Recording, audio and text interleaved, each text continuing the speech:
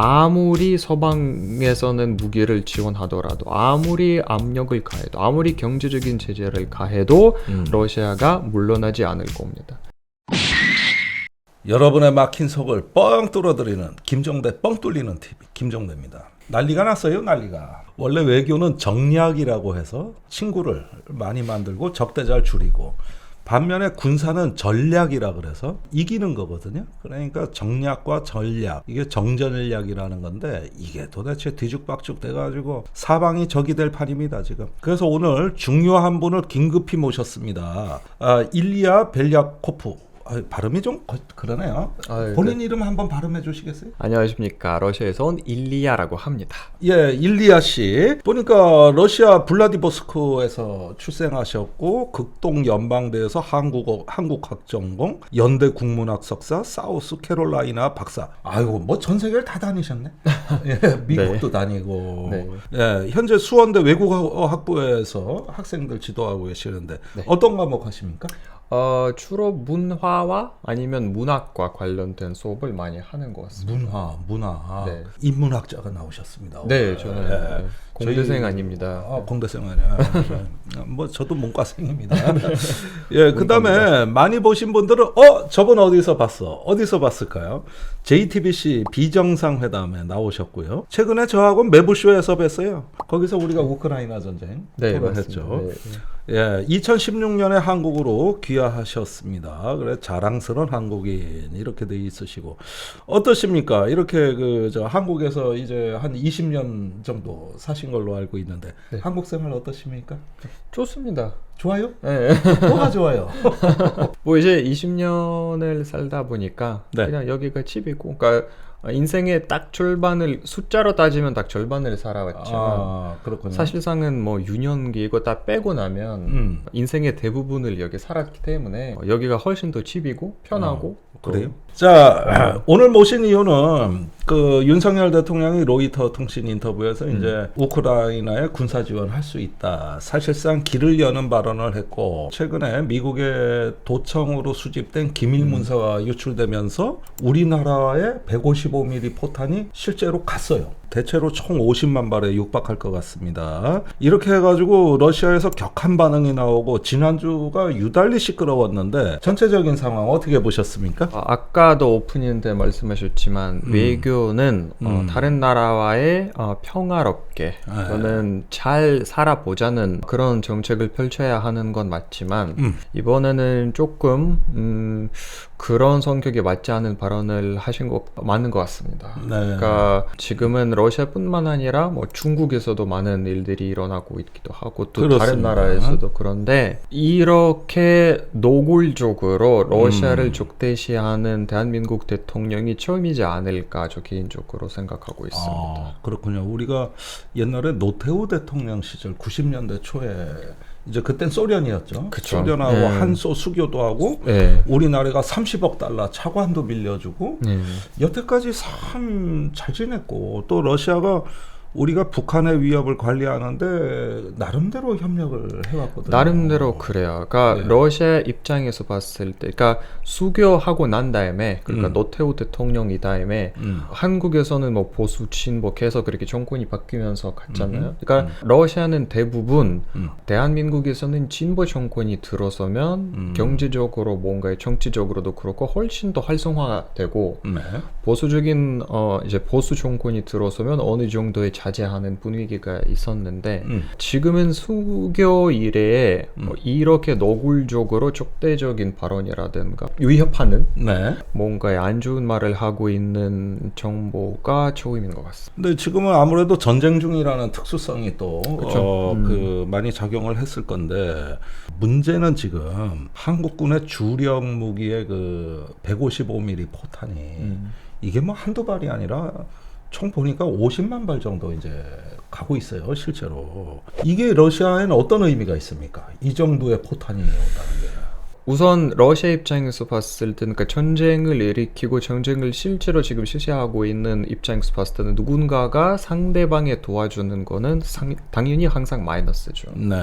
특히나 여태까지는 우크라이나에 무기라든가 다른 물자를 공급하는 나라들이 대부분 그렇습니다. 나토 가입 회원국이었는데 네. 어느 정도의 군사력이 크고 실제로 무기를 제공할 수 있는 나라들은 한국이 거의 처음이었어. 공급하는 거는. 나토 2회 국가 나토 중에서. 2회 국가 예. 중에서는. 러시아 입장에서 봤을 때는 딱히 위협할 수 있는 상황이라고 할 수 있을 것 같습니다. 예, 지금 우크라이나 그 현지 소식을 보면은 155mm 포가 굉장히 많더라고요. 그렇죠. 예, 이게 하이마스라는 고속 기동 로켓하고 155mm 포, 요 두 개가 주로 주력인 것 같아요. 근데 지금 155mm 그렇죠. 포탄이 다 떨어졌다. 이렇게 된 상황에서 한국이 50만 발을 준다. 그리고 이건 지금까지 총 소비된 게 한 100만 발 정도 된다 그러니까 그 중에 절반을 공급하는 거니까 이건 전세에도 크게 영향을 줄 수 있는 중대한 사안 아닙니까? 언론에서 그런 얘기를 많이 다루진 않아요. 근데 네. 그러니까 러시아 내에서는 언론을 통해서 거의 모든 지금 활동하고 있는 언론들은 정부의 통제를 받고 있는 언론이다 보니까 네. 그런 언론을 통해서 흘러나오는 정보는 정부가 보여주고 싶은 정보밖에 없어요. 그렇죠. 또 이거는 정말 큰 전환 기점이 될 수 있기 때문에 더욱 더 그런 정보를 숨길 필요가 러시아 입장에서 봤을 때는 러시아 정부 입장에서 봤을 때는 그런 상황일 수도 있어요. 예, 어느 정도 통제되고 있다. 예, 이런 말씀으로 이해하겠는데요. 자, 그런데 정부 측에서 나온 설명이나 그 논평이 굉장히 우리가 듣기에 불편한 게 많아요. 일단은 작년 10월에 그 블라디미르 푸틴이 그 만약에 한국이 우크라이나에 무기를 공급할 경우 양국 관계는 파탄이 날 것이다. 이렇게 얘기한 데 이어가지고 이번에는 드미트리 페스코프 크렘린궁 대변인이 무기 공급 시작은 특정 단계의 전쟁 개입을 간접적으로 뜻한다. 이건 뭡니까? 참전하는 거나 똑같이 받아들이겠다는 얘기 같이 들려요. 그 다음에 메드베데프 국가안보회의 부의장, 러시아의 최신 무기가 우리의 파트너인 북한이 손에 있는 것을 볼 때 한국 국민이 뭐라고 할지 궁금하다. 이걸 이제 우리가 받아들이기에는 만약에 포탄이 우크라이나에 도착하면 우리도 북한하고 손잡아서 니네를 한번 못 살게 굴 거야. 이렇게 들리거든요. 이 말의 무게를 어떻게 평가하십니까? 일단 많은 부분에서 봤을 때는 국내용이에요. 국내에 이제 대국민 대상으로 해야 하는 레토릭이 있어야 하기 때문에 네. 정부가 그렇게 하고 있고 또 정부가 계속 보여주고 싶은 그림은 우리가 이기고 있다. 우리는 지금 나토와 미국을 비롯해서 나토와 싸우고 있지만 우리가 이기고 있고 많은 나라들이 우리를 지지하고 있고 사실상 거의 모든 세계에서 모든 나라들이 미국을 반대하고 있다라는 그림을 보여주고 싶어서 네. 계속 그런 양아치와 같은 협박적인 리토릭을 계속 반복적으로 얘기를 하고 있어요. 아, 양아치. 아니, 조폭으로 좀 승진시켜주지. 아무리 그래도 강대국인데 양아치는 조폭 중에서 좀 급이 낮은 거. 그래서 이 단어를 쓴 거죠. 아, 그러시구나. 그러면은 저기 말을 하는 건 양아치 같다고. 그러는데요. 이게 그렇다고 해서 이제 우리는 북한하고 이제 적대시 되고 있는 상황이기 때문에 이제 국민들이 걱정한 건 만에 하나라도 이렇게 되면 북한하고 관계를 더 터가지고 어떻게 보면 북한이 지금 국제 제재 받고 고립된 나라인데 식량이나 에너지 이런 무역 관계도 좀 활성화하고 북한의 후견인 노릇을 해주면 그 자체로 우리한테는 안보 비용이 증가하는 거거든요. 북한으로서는 이런 기회를 또 이용하려고 할 것이고 이게 미묘하게 우리 지정학에 미치는 영향이 좀 있지 않겠습니까? 여기서도 얘기할 게 되게 많은데 일단은 제 개인적인 생각으로는 물론 러시아가 북한을 통해서 한반도 정세에 있어서 어느 정도 영향을 끼칠 수 있는 건 맞아요. 근데 그렇다고 해서 이런 영향의 규모라든가 네. 크기를 과장하면 안 된다고 개인적으로 봐요. 네. 러시아와 북한의 관계는 아주 임시적이에요. 왜냐하면 그러니까 한반도의 정세에 있어서 러시아보다 중국이 훨씬 더 관심이 많기 때문에 네. 북제는 여기는 개입하지 않은 조건에서 중국이 지금 우크라이나에 개입하지 않는 거라는 그런 약속이 되어 있는 것 같아요. 아, 그래서 대한민국 안보에 위협할 수 있는 무기를 북한에 제공한다? 라는 거는 조금 나간 그렇군요. 생각이라고 저는 어허. 개인적으로 봐요. 그렇지만은 북한을 적절하게 활용하면 남측에도 꽤 위협은 될 수 있을 텐데 무슨 생각을 할까요, 지금쯤? 러시아의 그 수뇌부들이. 처음에 전쟁을 계획하는 단계에 있어도 전쟁이 실제로 발발해서 진행되는 단계에 있어도 러시아 정부에서는 당연하게 대한민국이 러시아 편을 들 거라고 생각하는 사람들이 한 명도 없을 겁니다. 그러면 당연히 이제 미국 편을 들 거고 이제 실제로 무기를 제공할 거냐 안 할 거냐라는 차이인데 이제는 거의 공식화된 마당에서 그렇게 하고 있지만 러시아 정부에서 충분히 예상했던 바다. 저는 그렇게 봅니다. 그 작년에 말입니다. 러시아의 그 핵 잠수함이 일본의 홋카이도 앞에 나타나가지고 잠수함 발사 미사일을 그 홋카이도 영공 위로 쏴버렸거든요. 그것도 한 번이 아니라 두 번씩이나 그랬더라고요. 핵 잠수함이 이쪽을 다 지나다닌다 그러면 방향을 약간만 틀어가지고 한국에 대한 어떤 선언적인 위협을 가할 수도 있을지 않을까? 이렇게 생각하면 어떻습니까? 그건 충분히 할 수 있어요. 무력 시위, 그러니까 영어로 muscle game이죠. 그러니까 근육의 게임, 힘의 게임이라고 하는데 그런 무력 시위를 쇼를 많이 벌일 수 있어요. 러시아가 그러니까 실제로 뭐 중국 전투기가 중국 전투기랑 같이 한반도의 항공권에 들어갔다가 뭐 나가는 그런 쇼라든가 방공식별구역 말씀이에요. 그러니까 이런 쇼라든가 아니면 어딘가에 뭐 잠수함이 들어갔다가 ICBM 미사일을 쏘거나 그런 쇼를 충분히 할 수 있는데 지적하고 강조하고 싶은 부분이 그것도 있어요. 전쟁이 터지고 난 다음에 여기 우리 동아시아를 비롯해서 거의 모든 아시아권에서 유일하게 제일 강력하게 러시아를 반대하면서 이 전쟁을 반대해왔던 나라가 일본이에요. 네. 근데 그렇다고 해서 러시아가 일본에게 그런 무력 시위를 넘는 그런 단계에서는 아무도 하지는 못했고 경제적으로 위협하지도 못했고 심지어 얼마 전에 기시다 총리가 우크라이나에 방문을 했어요. 네. 이거는 어떻게 보면 대한민국의 대통령 발언보다 훨씬 더 센 외교적으로 봤을 때는 그런 조치인데 그럼에도 불구하고 러시아가 할 수 있는 게 딱히 없다 보니까 뭔가에 하지도 않았어요. 그래서 이런 상황에서 훨씬 더 센 입장에 있는 심지어 일본에게도 아무렇지도 못하는 아무것도 못하는 러시아가 그보다 조금 또 약한 포지션이지만 뭔가에 러시아랑 나눌 게 없는 뭐 영토 분쟁도 없지 아무것도 없지 그렇죠. 우리나라에서는 네. 그런 상황에서 한국에 협박할 수 있는 건 아니면 실제로 어떤 가할 수 있는 조치가 없는 상황에서는 딱히 우리 크지 않다.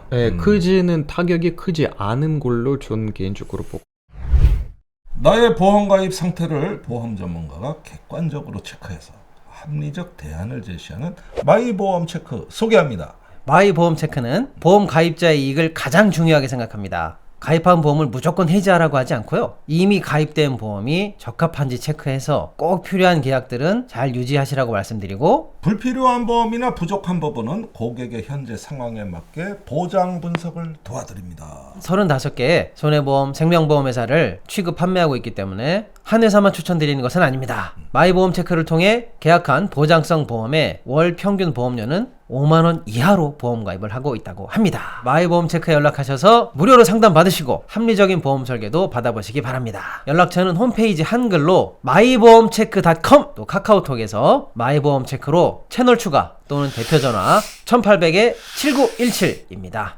상담 신청하실 때 우리 김종대 TV 보고 신청했다고 꼭 남겨주시기 바랍니다. 마이보험 체크를 사칭하는 회사가 있다고 합니다. 포털 검색 시 마이보험 체크 우리 주황색 손마크 꼭 확인하시거나 1800-7917 대표 번호가 맞는지 확인하시기 바랍니다. 내 보험의 맞춤형 리모델링 마이보험 체크. 의원님 산삼수백 한잔 드시죠. 아 좋습니다. 항상 나를 일깨우는 산삼 없이는 못 살아 이제. 의원님 산삼순백에서 새로 출시한 신제품 산삼 시대 포장 디자인이 예쁘죠? 좋아요. 예. 이게 산삼에 약간 도라지 향 같은 맛이 나는 게 이거 여성들한테 틀림없이 좋은 거예요. 이 맛이 여성스러워요.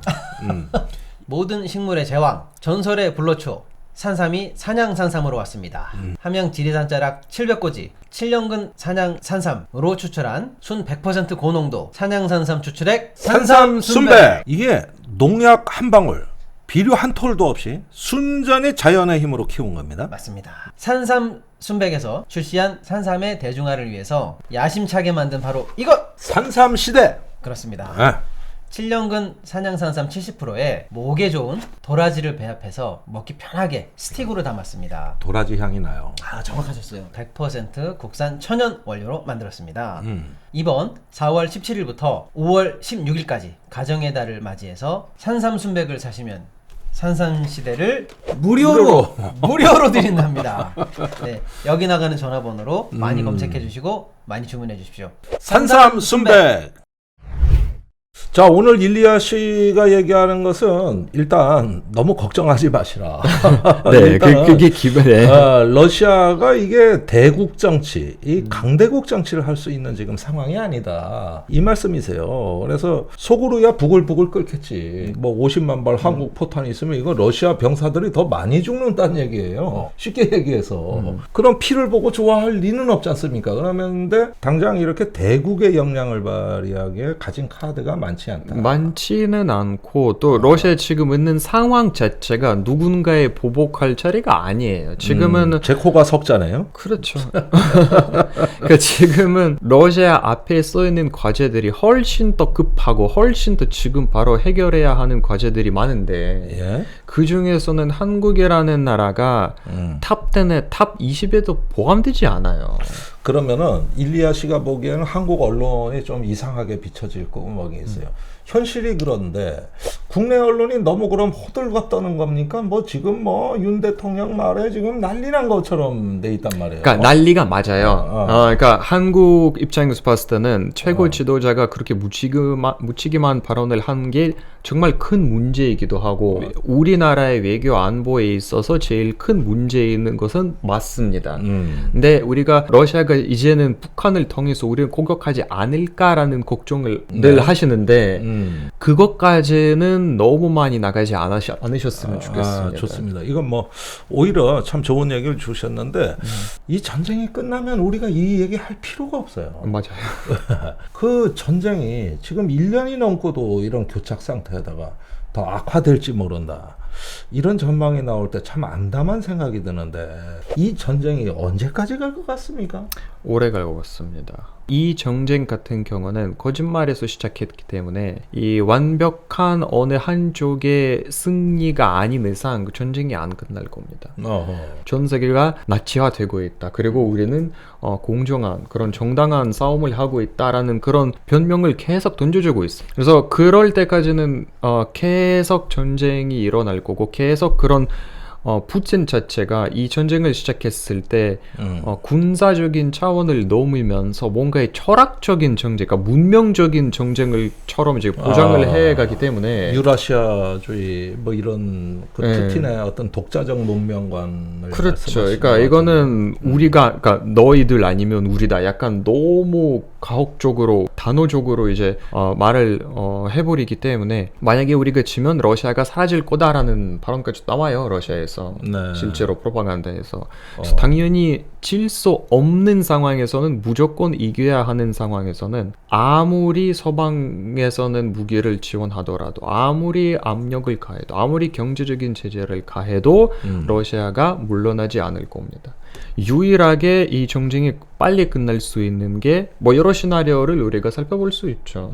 하나는 이제 갑자기 우크라이나가 정말 많은 무기를 받으면서 정말 살상 무기를 받으면서 누구나 부정할 수 없는 확실한 승리를 했을 때.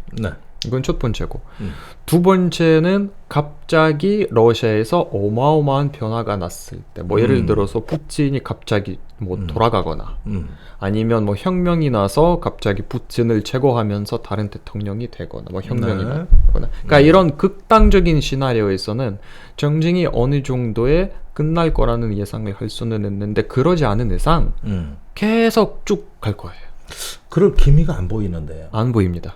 그게 문제죠. 안 보이니까. 이 원래 처음에 전쟁을 할 때는 전쟁 목표가 있는데 이게 전쟁이 길어지다 보면 왜 싸우는 건지도 희미해지고 싸움 그 자체가 목적이 돼요. 단지 비난받고 문책받고 실패자로 내가 인식될까봐 그 정치적인 이유 때문에 그냥 전쟁이 계속 가는 거예요. 예. 처음에 작년 2월에 푸틴이 이제 작전을 선포를 했을 때 우크라이나의 탈나치와 탈무기화 그렇죠. 라고 얘기를 선언을 했죠. 근데 지금은 아예 그런 말 자체를 그런 단어를 쓰진 않아요.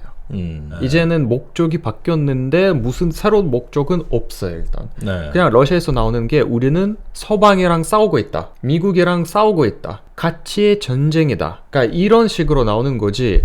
뭐가 확실한 승리고 뭐가 확실한 패배고 어디까지는 우리가 나가야 하는지 탈나치고. 그러니까 이런 얘기가 전혀 나오지 않기 때문에. 그러니까 일단은 이게 전쟁을 지속할 수 있는 정신적인 어떤 그 기반이 좀 허약해 보입니다. 이런 가운데서 이제 서방에서 노리는 건 이 점인 것 같아요. 러시아를 이 전쟁으로 약화시켜서 실패 국가로 만들자. 사실은 그 1979년에 아프가니스탄에 소련군이 들어갔잖아요. 그리고 10년간 거기서 아주 한마디로 개고생했거든요. 맞아요. 그랬는데 어떤 학자들은 그게 소련이 몰락한 어떤 중대한 이유라는 겁니다. 그러니까 그때 아프가니스탄에 소련군이 쳐들어오도록 미국이 계속 부채질했다. 그 다음에 소련군이 아프가니스탄에 갇혀버렸다. 그런 영향으로 소련이 약화됐다. 이게 이제 냉전에서 미국이 소련을 이긴 어떤 하나의 배경인데 지금 우크라이나가 그때 아프가니스탄이 돼버렸다. 이게. 그런 평가가 많아요. 그러니까 러시아에서도 일부 언론에서 사실상은 우크라이나라는 게 서방의 마우스트랩이었고 푸틴이 그거는 걸렸다라는 평가가 있어요. 그러니까 주로 어떤 분들이 그런 생각을 합니까? 친보 언론에서 많이 나오는 분석이기도 하죠. 그러니까 위대한 러시아, 그렇게 강력한 러시아를 주장하고 있는 푸틴이 사실상은 서방에 속여서 이 마우스트랩에 들어갔다, 걸러들었다라는 그 분석이 있어요. 그러니까 일부러 그래서 미국이 지금 사실상 이 전쟁을 훨씬 빨리 끝날 수 있는데 끝내지 않은 이유가 러시아가 충분히 많은 투자와 산업, 인력, 군사적 자원 이런 거 다 소모한 다음에 확실하게 러시아를 이기고 제2세계의 나라로 만들어버리는 그런 목적이 있다는 분석도 있습니다. 사실 뭐 작년 4월에 로이드 오스틴 미국 국방장관이 그런 말을 했습니다. 이 전쟁의 목적은 러시아를 약화시켜서 다시 전쟁을 도발할 수 없도록 만드는 거다. 이렇게 이제 전쟁 목적을 아예 밝힌 적도 있고 실제 형국도 그렇습니다. 그런 의도대로 가고 있나요? 그러니까 지금 러시아가 많이 약화되고 있다는 의견에는 동의하십니까? 네. 그거는 부정할 수 없는 사실인 것 같아요. 그러니까 물론 러시아 내에서는 뉴스를 보면 모든 게 잘 돼 있다고 보도가 되고 있어요. 뭐 경제가 완전히 막 지금 성장하고 환율도 있고, 안정됐고 물가도 그렇고 자급자족되고. 근데 모든 면에서 이제 거의 구멍이 뚫려지기 시작됐고 경제가 파탄이 나는 시기예요. 그러니까 바로 그런 구멍이 나는 게 아니라 조금씩 나거든요. 그러니까 전쟁이 터지고 나서 거의 모든 서방 국가들이 러시아에 대한 제재를 강하기 시작했잖아요. 바로 러시아가 무너질 거라는 기대가 있었어요. 서방에서도 러시아에서도 그런 우려가 있었어요. 근데 러시아 경제가 어떻게든 버텨왔어요. 여태까지는 지금 1년 조금 넘게. 근데 조금 더 이제 경제의 전문가의 말을 들어보면 제재라는 게 사실상은 러시아 경제를 무너뜨리기 위해서 하는 게 아니라 약화하기 위해서 하는 거다. 또는 러시아가 전쟁하는 동안은 발전을 못했어요. 이미 있는 기존에 있는 기술, 인력 이런 모든 갖고 있는 재산을 다 쏟아붓고 지금 쓰고 있는데 그동안은 전 세계가 성장하고 있는데 그래서 그러니까 그 갭을 러시아와 다른 세계와 갭을 굉장히 확장시키는 그런 목적이지 러시아 경제를 아예 파탄나고 막 더 이상 일어나지 못하게끔 하는 목적이 아니라는 분석도 있습니다. 그렇군요. 어떻게 보면은 서구도 좀 편견이 있지만 러시아를 있는 그대로 보는 게 참 중요하다는 생각이 오늘 들게 해주는 말씀이었는데 마지막으로 여쭙겠습니다. 우리 정부가 이렇게 포탄 보내고 뭐 이러는 것도 우리 안보까지 희생시키면서 사실은 보내는 건데 조금 윤석열 정부의 이런 어떤 외교에 대해서 좀 조언하고 싶으신 말씀이 있다면 전문가를 많이 쓰시면 좋겠습니다. 어허. 정말 러시아 상황을 잘 알고 러시아가 왜 어떻게 어떤 식으로 자기 외교에 대해서 생각하고 있는지를 네. 정확하게 파악하고 난 다음에 네. 윤석열 대통령에게 그건 전달할 수 있는 그런 전문가를 썼으면 좋겠고 현재 정권 특성상 이제 미국이랑 상당히 친하게 또는 뭐 일본이나 미국이랑 상당히 친하게 지내려는 노력은 이해하는데 조금 더 크게 봐서 한국이라는 나라의 국익이 어디 있는지 조금 더 다시 재검토해서 봤으면 좋겠습니다. 일단은 조금 신중해졌으면 좋겠다는 뜻으로 네. 받아들여도 되겠습니까? 네, 예. 그렇습니다. 사실은 우리는 큰일 난 줄 알았는데 그 정도는 아니다 하지만은 그렇다고 해서 정부가 야 러시아 뭐 저거 힘도 없어 저 우리한테 뭐 당장 해코지도 그건 못하고 그러니까 저기 뭐야 맘 놓고 포트 한 번 해 그리고 저기 로이터 통신 불러와 내가 저 한 번 멋있게 깔아줄게 이건 아니라는 거죠. 이건 아닙니다. 이거는 절대 아닙니다. 이거는 현명한 외교 전략이 절대 아니고 네. 그러니까 아까도 시작했을 때도 말씀하셨듯이 외교는 다른 나라와 평화롭게 살아보자는 노력입니다. 네. 뭔가 뭐 어디 가서 뭐 이란과 적대시 관계를 하고 중국도 그렇고 지금은 러시아의 차례인데 네. 이렇게 전 세계를 흑백 논리로 보지 말고 실제로 한국과 이익을 그러니까 한국에 대한 국익이 뭔지 다시 한번 생각해보고 러시아라는 나라가 어떤 면에서 우리에게 유리하고 어떤 게 위협인지 분석하고 난 다음에 정확한 그런 외교 정책을 펼쳤으면 좋겠습니다. 예. 자, 문제는 우리가 윤석열 대통령을 비판하면서 러시아에 공포를 부풀리는 거는 좋은 방법은 아닌 것 같습니다. 아닙니다. 그러나 그렇다고 해서 이렇게 세계를 적과 동지로 양분해가지고 잠재적인 적국을 만들어서 러시아를 이렇게 무시하는 듯한 행태를 보이는 건 더더욱 아닌 것 같다. 이래서 외교가 어려워요. 항상 그런 면에서 국익과 우리의 생존 또 여기에 대한 높은 어떤 그 식견을 가지고 주변 정세를 안정적으로 관리하는 게 너무나 중요한 시기가 됐습니다. 작은 불씨 하나가 원하지도 않는 적대 관계도 될 수 있다는 점 잘 우리가 감안해야 될 것 같습니다. 자, 일리아 씨 오늘 귀한 걸음 해주셔서 감사드리고 좋은 말씀 많은 도움이 됐습니다. 네, 감사합니다. 네, 고맙습니다. 김준대 뻥 뚫리는 TV